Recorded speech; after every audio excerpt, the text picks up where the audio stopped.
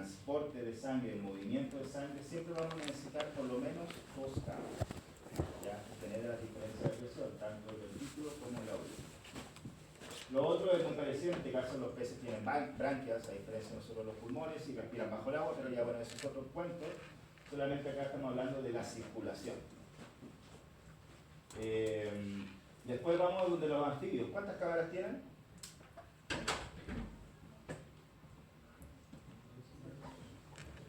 3 cámaras, 2 aurículas y un ventrículo. Los reptiles es un intermedio entre el anfibio y el reptil. Tienen un bypass ahí que ayuda un poco a llevar la sangre. Pero acá vemos la estructura fundamental y la que genera la diferencia principal, que es esta estructura que está acá en negro, al medio.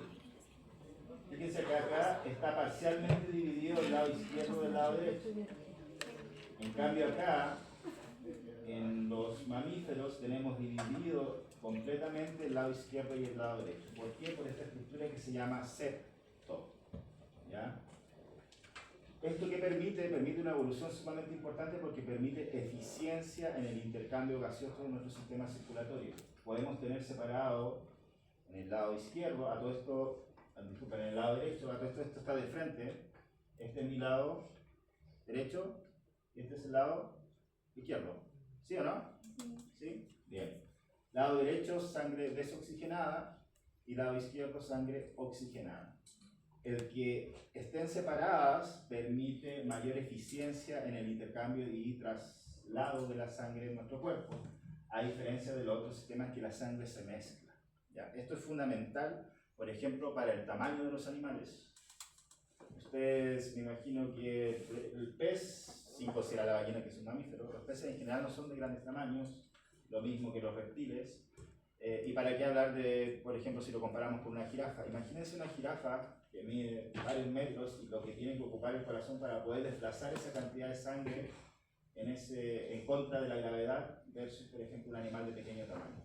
¿Ya? Es decir, esta eficiencia del corazón que lleva la sangre al resto del cuerpo viene dado por esta división de las cámaras del lado izquierdo del lado derecho.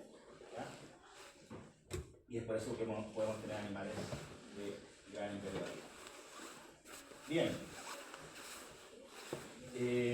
¿Alguien se atreve a decir cómo recorre la sangre a través de nuestro corazón? ¿Por dónde ingresa? Por el lado derecho. ¿Por el lado derecho? ¿Por qué parte específicamente? Por la aurícula. Bien, después. Pasa al ventrículo. Ventrículo derecho. Después. Aurícula derecha, ventrículo derecho. Después del ventrículo derecho, ¿a dónde va? Arteria pulmonar. Arteria pulmonar, va a los pulmones. Sale por la Oxigena. Sale por la Pulmones, vena. ¿vuelve a dónde? A la aurícula izquierda. Aurícula izquierda, ¿por dónde? Por la vena pulmonar. Por la vena pulmonar, ya. Y pasa al ventrículo izquierdo, y del ventrículo izquierdo va hacia dónde? La otra. A la otra. Y de ahí al resto del cuerpo. ¿Sí? ¿Todos de acuerdo? Bien. Una pequeña salvedad. Que uno es como que primero pasar al lado derecho y después pasar al lado izquierdo. Eso no es correcto. Lo correcto es que mientras está ingresando en el lado derecho, también está ingresando en el lado izquierdo. Entonces, decir por dónde ingresa, dependiendo de qué lado podamos hablar, porque podríamos decir que también ingresa por el lado izquierdo. ¿Ya? Es una forma de una secuencia de pensar de que va de lo desoxigenado a la oxigenación de la sangre, pero no quiere decir que uno ocurra primero y otro después. Están ocurriendo los dos simultáneamente. ¿Ya? Mientras ingresa a la aurícula izquierda, está ingresando a la aurícula derecha y viceversa. ¿Bien? Eso es importante. Bueno, insisto, las partes, las estructuras, eso se lo voy a dejar a anatomía, pero hay algunas cositas que me gustaría que pudiesen identificar, por ejemplo, aurículas, derecha, izquierda, es importante que lo sepan. Y estas cosas que están acá, ¿cómo se llaman estas estructuras? Válvulas. Las válvulas, también me interesa que las puedan identificar. ¿Cuántas válvulas tenemos en el corazón? 4 válvulas. ¿Conocen los nombres? La mitral, la mitral, la tricúspide, tricúspide, la semilunar. las semilunares. Y por ahí hay bastante conocimiento. De todas formas, hoy día vamos a repasar. Pero vamos a partir, antes de ver eso en detalle, vamos a hablar de los vasos sanguíneos. ¿Cuáles son nuestros vasos sanguíneos? ¿Solamente arterias y venas? ¿Cómo se llaman los pequeñitos? Los capilares. ¿Ya? Pero también hay otras clasificaciones, como están las vénulas o las arteriolas. ¿Ya? Dependiendo el diámetro que va disminuyendo, ¿cierto? Se le pueden llamar de otras formas. Hay otras clasificaciones también, pero en general estas son las que más ocupadas. Vena, hay vena de medio tamaño y vénula y después capilar. Arteria, arteria de medio tamaño, arteriola y capilar. Diferencias entre una vena y una arteria.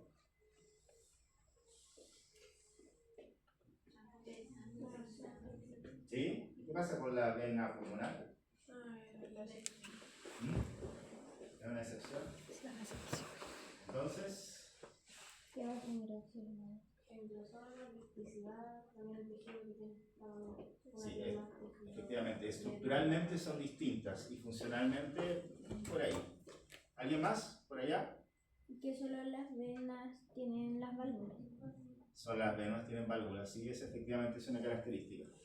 Bien, yo creo que la mejor forma de definir es que las arterias llevan sangre del corazón a alguna parte, en este caso al cuerpo o al pulmón. Ya esas son las arterias, por eso está la arteria pulmonar.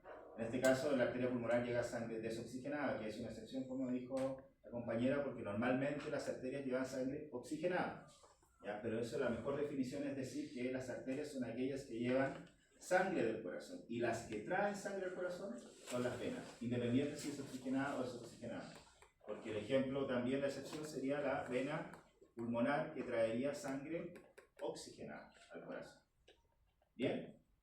Entonces, ¿está bien decir que normalmente, principalmente, las arterias llevan sangre oxigenada? Sí, pero creo que lo más correcto es decir que las arterias son los vasos sanguíneos que llevan sangre del corazón al resto del cuerpo, los pulmones, y las venas viceversa. Bien, pero lo que voy, y efectivamente lo que decía la compañera, estructuralmente son distintas, más allá de funcional. Tenemos diámetros distintos, y una cosa importantísima es esto que está acá, ya que habló la compañera, que es la elasticidad. ¿Gracias a qué? Al músculo. Ya tiene una pared muscular bastante gruesa en comparación con la de una vena. Vamos viendo en detalle. Entonces, ahí está, se ve claramente la capa de músculo liso, ¿se fijan? Ahí están las otras túnicas, un conglomerado, ¿cierto?, de capas, ¿ya? Y ahí está por donde, ¿cierto?, circula la sangre. Los nombres, nuevamente, no voy a preguntar nombres específicos de venas, no es mi punto, ¿ya? Disculpe, estaba hablando de arterias. Y ahora veamos las venas. Efectivamente, una estructura exclusiva de las venas son las válvulas. ¿Para qué servirán estas válvulas en las venas? Para que no se devuelva la sangre. ¿Perdón? Para que no se devuelva la sangre. Para que no por se devuelva la gravedad. sangre. ¿Ya? ¿Sí? ¿Cómo logramos eso? Les voy a mostrar, creo que la mejor es. Bueno, aquí está el diagrama, pero creo que esta es la mejor imagen. ¿Ya? Efectivamente, nuestras venas llevan sangre en contra de la gravedad, con muy poca presión, porque hace relación de intercambio. Entonces, una forma de ayudar al bombeo o llevar la sangre de vuelta es con este mecanismo, ¿ya? Con la flexión, contracción de los músculos de la pantorrilla, y que permite, si se fijan, mover, desplazar la sangre desde abajo hacia arriba, y aquí está el función de las válvulas. Cuando se relaja, esta válvula se cierra e impide que la sangre se devuelva. ¿Se entiende, no? ¿Sí? Ahí se ve claramente. Contracción, mueve, y cuando relajamos, se cierra la válvula. ¿Ya? Fundamental, ¿cierto?, para que pueda volver la sangre sin presión a nuestro corazón para volver el ciclo de ¿cómo se llama?, de traslado de la sangre en nuestro cuerpo. Bien, acá hay otra imagen comparando, fíjense, arterias, nuevamente ahí está la parte muscular, muy característica, y ahí están, ¿cierto?, las válvulas que impiden el retorno.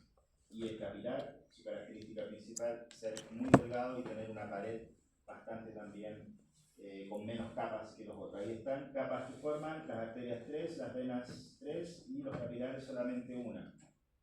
Las particularidades: capa muscular gruesa en las arterias, presentan válvulas y de pequeño grosor los capilares. Ahí están las funciones, que es transportar sangre desde el corazón, generalmente oxigenada, y transportar sangre hacia el corazón, generalmente desoxigenada. Y los capilares, transportar sangre a los tejidos, permiten intercambio gaseoso sangre-célula. No es de extrañar que los capilares son los más delgados precisamente por eso, porque su función es poder intercambiar. Si tuviéramos una pared demasiado gruesa, esto costaría mucho. Aquí están los capilares. También hay clasificaciones, diferencias estructurales. ¿Cuáles serán los más donde se pueden transportar o intercambiar más fácilmente? En los senoides, ¿no? Se ve claramente que tienen menor o tienen más penetraciones, que se llaman, que son los espacios para poder hacer intercambio. Bien, el intercambio gaseoso es algo general y se puede explicar fácilmente en este esquema, que se realiza en dos fases, que sería el inicio, serían los pulmones, que sería el ingreso de oxígeno y la salida de CO2, y el intercambio a nivel celular, que sería el ingreso de oxígeno a la célula, y la salida de CO2 al torrente sanguíneo. Después, cuando veamos intercambio gaseoso y transporte, vamos a ver los procesos, por qué pasa el oxígeno de la sangre a la célula y viceversa, o sea, el oxígeno y viceversa. ¿Dudas hasta acá? La mayoría de las cosas las deben haber visto en el colegio. Bien. Vamos a hablar un poquito del proceso de la vascularización que dijo la compañera, ¿cierto? Que es provocada principalmente por los capilares que están puestos en todo nuestro cuerpo, en todos nuestros órganos. Fíjense, ahí hay un flujo normal, ya que es la perfusión a través de los capilares, y acá va a ocurrir un fenómeno que es fundamental para poder redistribuir la sangre, que es la vasoconstricción. Fíjense, realizamos una compresión y, ¿cierto?, disminuimos rápidamente el flujo en esa dirección. Lo contrario sería una vasodilatación, ¿cierto?, y permite nuevamente volver al flujo a esa zona. El poder generar vasoconstricción o vasodilatación puede redirigir los flujos a donde tenemos necesidades. ¿Ya? Esto ocurre normalmente, por ejemplo, cuando ustedes almuerzan, ¿ya? ¿Dónde se requiere mayor energía? En el sistema digestivo. Es increíble que la sangre, bajo procesos de vasoconstricción, redistribuye a donde necesitamos, ¿cierto?, mayor eficiencia, y es por esto que nos da somnolencia. ¿Da somnolencia después de comer o no? Efectivamente llega menos sangre al cuerpo, hacia el cerebro, y va más sangre a otra parte del cuerpo y provoca esta somnolencia. ¿Bien? Este es el fenómeno de vasoconstricción o vasodilatación, cómo redistribuimos la sangre en nuestro cuerpo. Algunos datos, aquí hay diámetros, las diferentes capas. Se fijan que ya dijimos que las arterias y las venas tienen las tres capas, a diferencia de los capilares que no las tienen. Fíjense los tamaños. Las arterias tienen 1 centímetro de diámetro, y las venas, arterias, y acá están las venas, fíjense, 0,1 a 1 milímetro de diámetro. Son bastante distintas. Bueno, no voy a leer de cada uno de eso. Esto sirve más que nada para cuando ustedes están estudiando y puedan hacer cuadros comparativos de las diferencias una y otra. Para mí es fundamental que puedan diferenciar estructuralmente y funcionalmente los vasos sanguíneos, ¿ya? Capilares, venas, vértebras, arteriolas, ¿ya? ¿Qué son sus estructuras y para qué sirven? ¿Bien?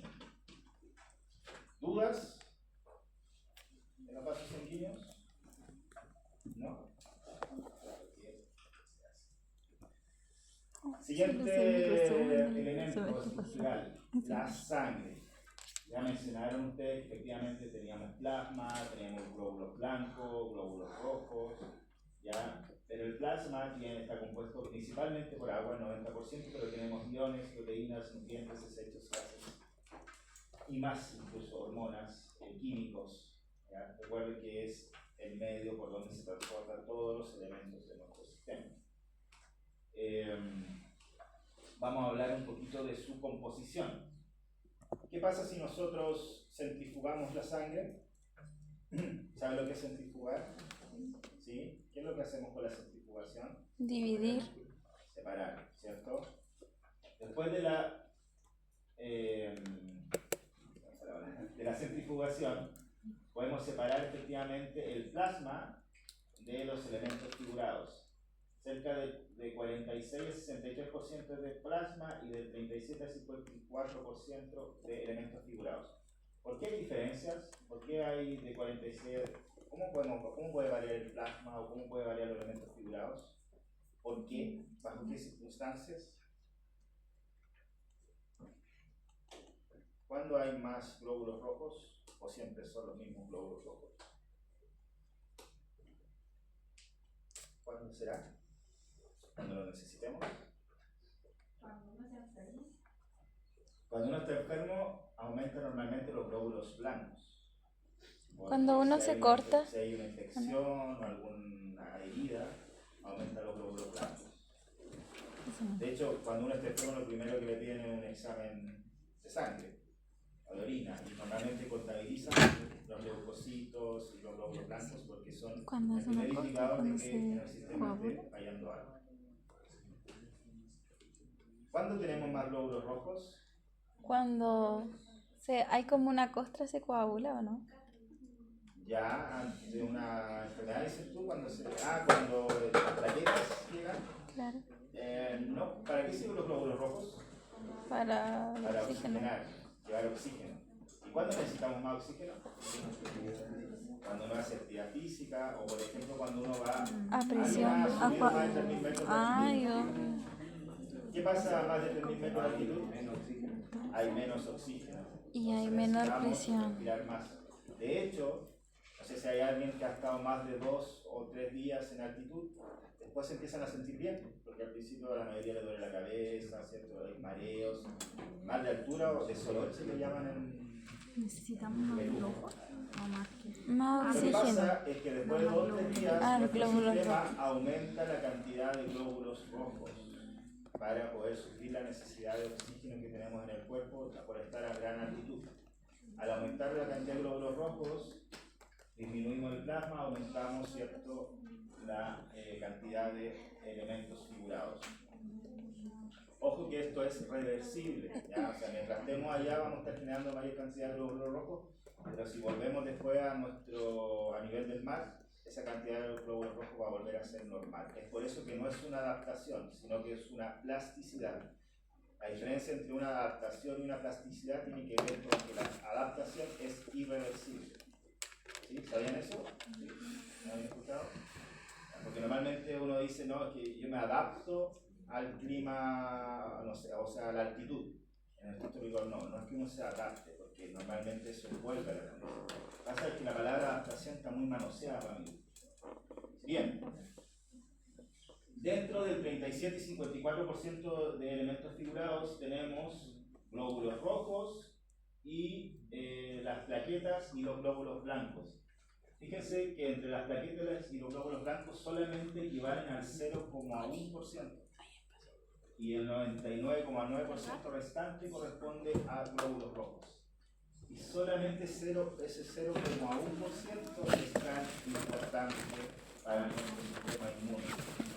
Si los glóbulos blancos no podríamos estar acá, de hecho, evolutivamente, de hecho, estaríamos acá. Son fundamentales para combatir las enfermedades, se adaptan o se moldean a las diferentes enfermedades. Las vacunas tienen que ver precisamente con esto, ¿ya? Entonces, independiente de su ínfimo valor de 0,1%, son muy importantes. Y también tenemos una gran variedad de glóbulos blancos.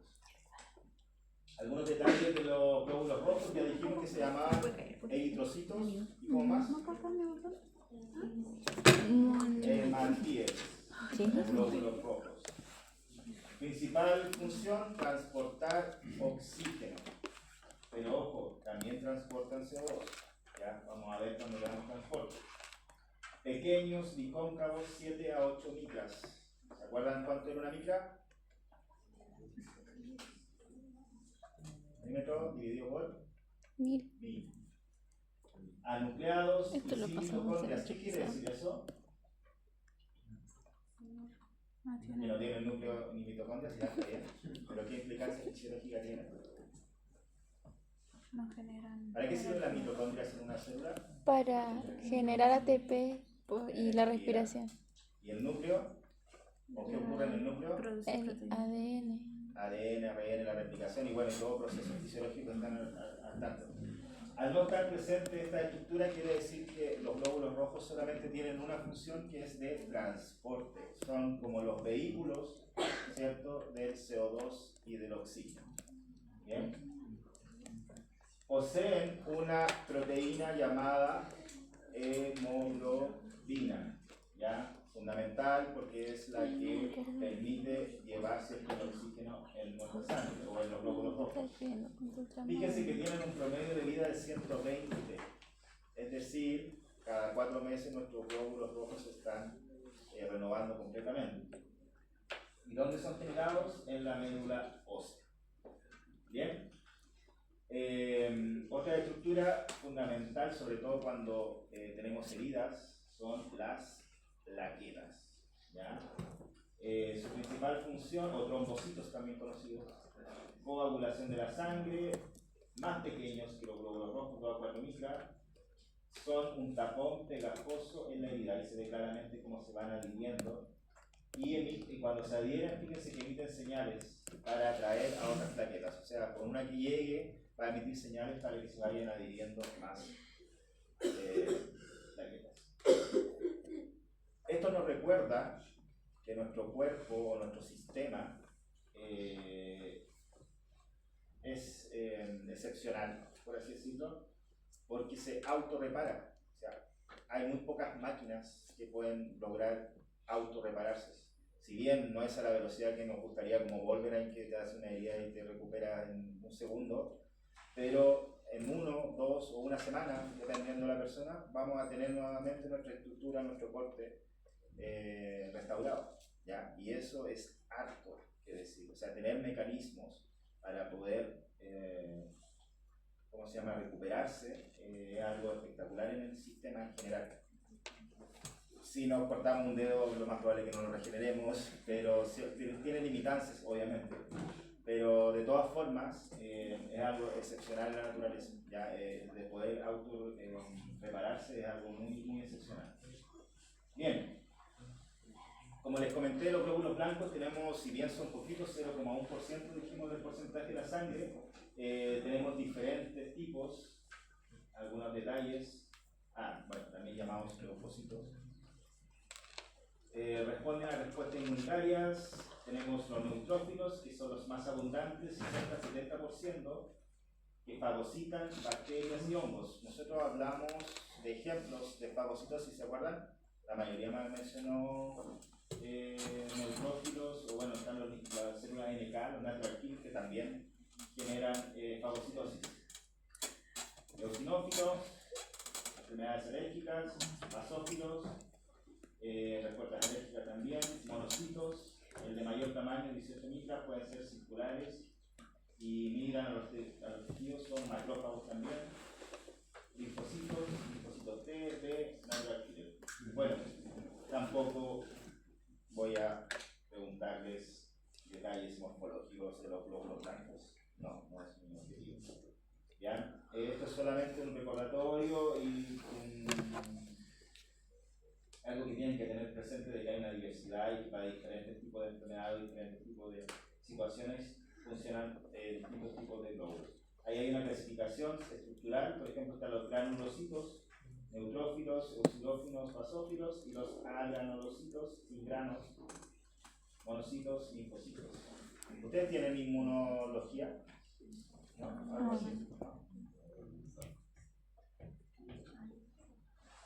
Bien, pero no está de más, insisto, todas estas cosas que tienen que ver con la salud, que tienen que ver con elementos que están constantemente exámenes, ya es importante que puedan interiorizarse un poquito. Yo estoy haciendo una pincelada de cosas que obviamente se puede interiorizar mucho más, pero bueno, no es el foco de este curso. Bueno, decir que los glóbulos blancos provienen de una célula madre hematopoyética, fíjense, que pueden dividirse en célula madre mieloide, linfoide, y ahí las diferentes clasificaciones y desarrollos para llegar, ¿cierto?, a un eritrocito, un basófilo, neutrófilo y todas las formas que vimos recién y que están detalladas. Es más que nada como un dato anexo.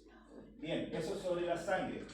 No voy a entrar más. Importantísimo entonces, los glóbulos rojos, eritrocitos somatíes, son vehículos de transporte que contienen hemoglobina que permite, ¿cierto?, la adición de oxígeno y de CO2, pero a su vez la sangre, que si bien podríamos definir como es una función principal, también lleva nutrientes, desechos, está nuestro sistema inmune presente acá, fundamental, aunque sea en pequeño porcentaje.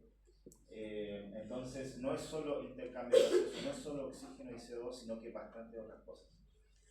Falta mencionar hormonas también, que las hormonas también son transportadas a través del torrente sanguíneo. Hay que hablar de la importancia de lo que son las hormonas, las vamos a ver en algún momento también a grandes rasgos. Bien, entonces llegamos a la parte fundamental del curso, ¿cierto? El cómo funciona este sistema cardiovascular. De alguna forma ya lo hemos mencionado, y que tiene que ver, ¿cierto?, con llevar, con trasladar, con mover los diferentes elementos de nuestros sistemas. Por un lado, nutrientes, oxígeno, cosas que ayudan al sistema a funcionar, y los desechos, CO2, urea, ya sea transportándolo al sistema excretor o al sistema renal. En este caso, los nutrientes ingresan por el sistema digestivo, el oxígeno y CO2, ahora hacemos el intercambio, ingresa oxígeno y sale CO2. ¿Se fijan? Estamos uniendo sistemas. Este sistema circulatorio es un sistema que siempre que unifica nuestro sistema fisiológico en general.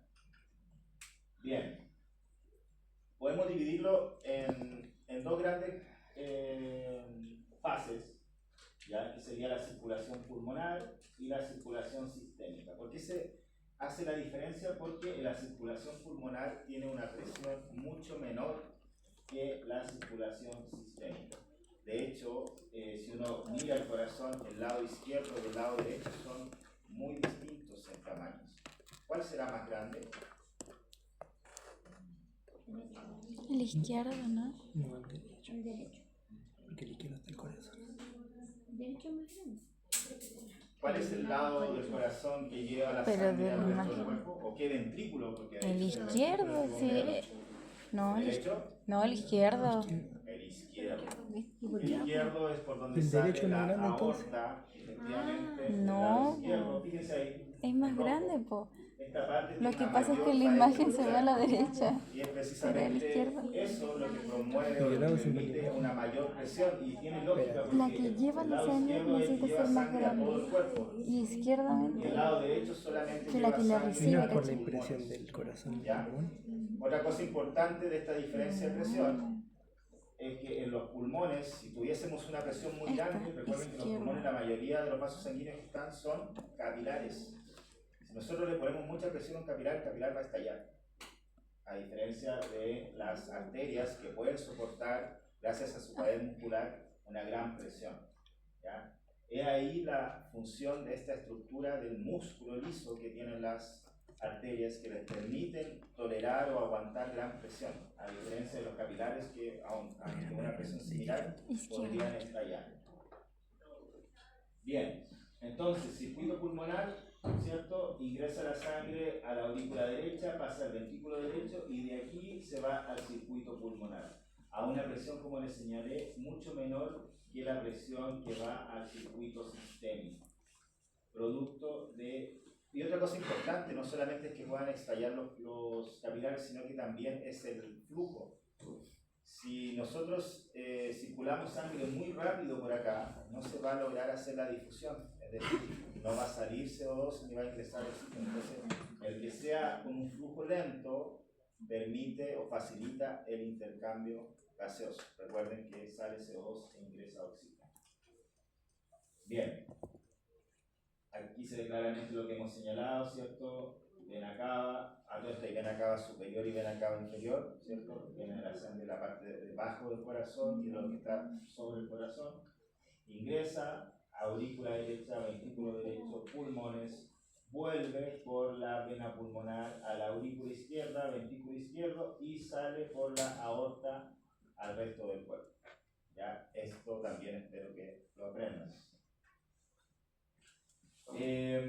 Esta gráfica es más que nada para explicarles de que existen dos sistemas, los en paralelo y los en serie. Paralelo quiere decir que uno baja o que va hacia el cuerpo y el otro se devuelve. Arteria, vena, ¿cierto? Eso es la mayoría de los casos. Pero hay en algunos casos, por ejemplo, del tubo digestivo al hígado, en este caso no se devuelve el corazón, sino que pasa primero por el hígado y después se devuelve el corazón. Esto ya está, pero en el fondo de aquí hasta aquí eso sería en serie y lo otro en paralelo, en una dirección a otra. Eso es fácil de entender, ¿no? ¿Sí? Bien.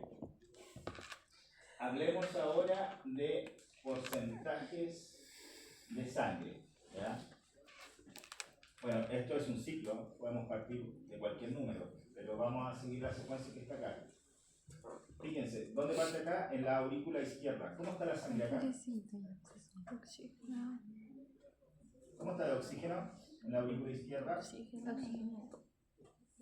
Está oxigenada, ¿no? Porque viene de los pulmones. O sea, mayor cantidad de oxígeno que CO2. Pasa a la válvula mitral al ventrículo izquierdo. Del ventrículo izquierdo por la válvula aórtica pasa a la aorta. Y acá se empieza a dividir, fíjense. 15% en el cerebro, 5% de las coronarias. ¿Qué son las coronarias? Las que irrigan el corazón. Las que irrigan el corazón, efectivamente. Independiente de que el corazón bombea sangre, también necesita sangre para funcionar. Renal, 25%, gastrointestinal, 25%, músculo esquelético, 25% y piel, 5%. Salimos las venas con el 100%, llegamos a aurícula derecha, ventrículo derecho y los pulmones, bueno, sigue el ciclo que hemos hablado. Esto es en una condición en reposo, ya, sin ninguna actividad física, sin alimentarse. Si nosotros nos alimentamos, esto va a cambiar. Si nosotros estamos ocupando nuestro cerebro, estudiando, leyendo, también va a cambiar porque las necesidades van cambiando. ¿Cómo logramos redistribuir la sangre? Con la vasoconstricción. Con la vasoconstricción o vasodilatación. Bien. Bueno, son diferentes esquemas para explicar lo mismo, solamente trato de siempre poner una o dos diapositivas de lo mismo por si no quedó claro en una, poder reforzarlo en otra. Pero se fijan cómo son representados esquemáticamente nuestro sistema cardiovascular. A los diferentes tipos de órganos, en algunos hay en paralelo y otros en línea. Ahí está lo de línea, ¿se fijan? Un órgano, otro órgano, un órgano, otro órgano. ¿Bien? Lo mismo. ¿Quedamos claros con la sangre y la distribución y el ciclo en el fondo de nuestro sistema? Creo que sí. El sanguíneo, cómo funciona, cómo va dirigido. ¿Cuáles eran los dos tipos que existen? ¿O los dos circuitos? Paralelo Y en serie. Ya, sí, pero hay una confusión de términos. No era pulmonar y sistemático. Por un lado está el circuito pulmonar y el circuito sistémico. Y los otros son los sistemas en paralelo, Menos presión. flujo en paralelo. Sí, Flujo el pulmonar en es serie. menos Ya, son presión cosas porque distintas. es el que devuelve la Me parece que sangre. ya lo mencioné. Cambio, el sistemático. No, ¿Entiendes? ¿cómo ¿Sí? se llama? No, por revés, poco, ¿no? No, el sistemático tiene más presión porque lleva la sangre. El pulmonar, como Bien. Claro, menos. menos presión. ¿Salir más temprano? No, amiga, parece que no, porque estaba atrasado. Se dijo. Eso es. ¿Y qué estoy pensando? ¿Dudas? Hasta acá. Pero dijo algo así que estábamos atrasados. Po. Falta revisar los pregados. Falta ver la prueba. Para eso veníamos. Bien, vamos a dar algunos datos rosas para finalizar la clase. Si nosotros, bueno, ¿cuántos datos rosas saben por qué digo datos rosas? No. Ya son muy chicos. Era freak. Sí, Bueno, él en su tiempo no era comediante, era entre comillas, sí, cuando educación. expliqué que era caro. Normalmente daba cosas así que llaman la atención, ¿ya? Y a mí me gusta porque generan interés, ya que es lo que yo quiero que ustedes, interés. Yo no saco nada con una hora hablando acá, interés con ustedes. Bien. Fíjense acá, un dato importantísimo. Si el sistema circulatorio lo extendiéramos en longitud, fíjense, abarcaría alrededor de unos 100.000 kilómetros.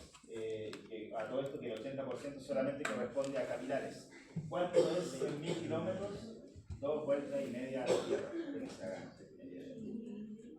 Acá es cuando uno empieza a hacer la analogía que uno tiene un universo dentro de otro universo.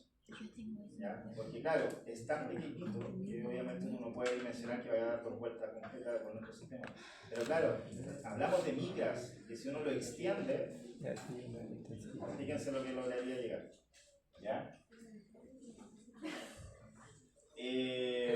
¿Cuántas veces creen ustedes que late el corazón de una ballena? 5 por minuto.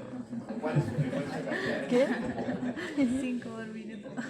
Ay, amiga, yo sé. ¿Quién da más? Yo digo 10 por 2 minutos. Yo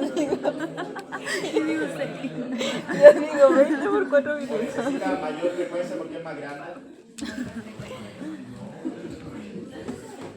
Porque es más grande, sí, es más sangre, ¿no?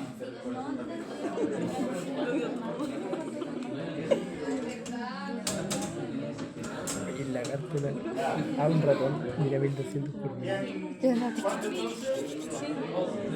3. Imagínate cuando se asusta. 10 por 2 minutos. 4 y medio. 4,9 periódicos. ¡Qué fome! Viene. ¿Cuánto latió por minuto? No. Ella inventó los latidos. Igual poco. Sí, pues sí la mía wea, pues entonces no fue. Uno. ¿No igual harto? 1. Nosotros somos ¿Saben cuánto latió por minuto tiene? ¿Cuánto? Oye, esa película es re buena. ¿No la he visto nunca? La de la máscara. ¿Nunca la he visto? Entre 70 y 100 por minuto. Entre 70 y 100 por minuto. ¿Y un niño? Más. Como entre Más. 100 y 120.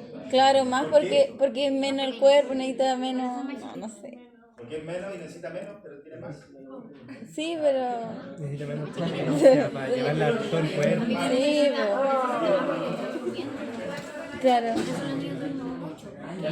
Porque está creciendo. Necesita más sangre. Entonces los niños chicos Más. tienen más latidos. Claro. Titín. Por Es eso como son que mientras locos. más chico es más.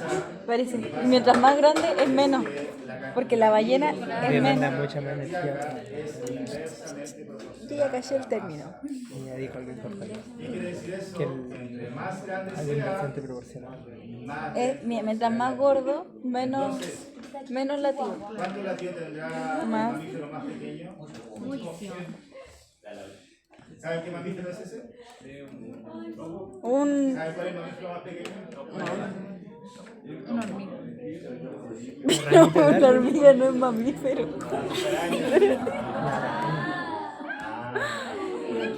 Bueno, es bastante pequeñita, se puede meter con un dedo. La araña no es mamífero. No, Pero si la pone araña no tiene huevos, ni pone huevos, ¿cómo corazón. hacer un mamífero? La hormiga ni tiene corazón, amiga. Ay, ¿cómo se llama? Musarama. Un musaroma. Musaraña.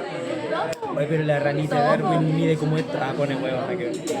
Un musaraña. ¿Una musaraña? ¿No? ¿Cómo? Sí, pues. Ya, pues. ¿No sé lo que es una musaraña? ¿No? Mira. Es Era un como. topo, era un topo. A ver. Musaraña. Dijo la Coti que era un topo. Sí, esto es una musaraña. Súper tierno. Mira, tú eres una musaraña. Ay, se le está fresca. Cállese. Eres una musaraña. Yo te dije, se parece a ti, mira, mi negro. Es mi ardilla, una gana blanca.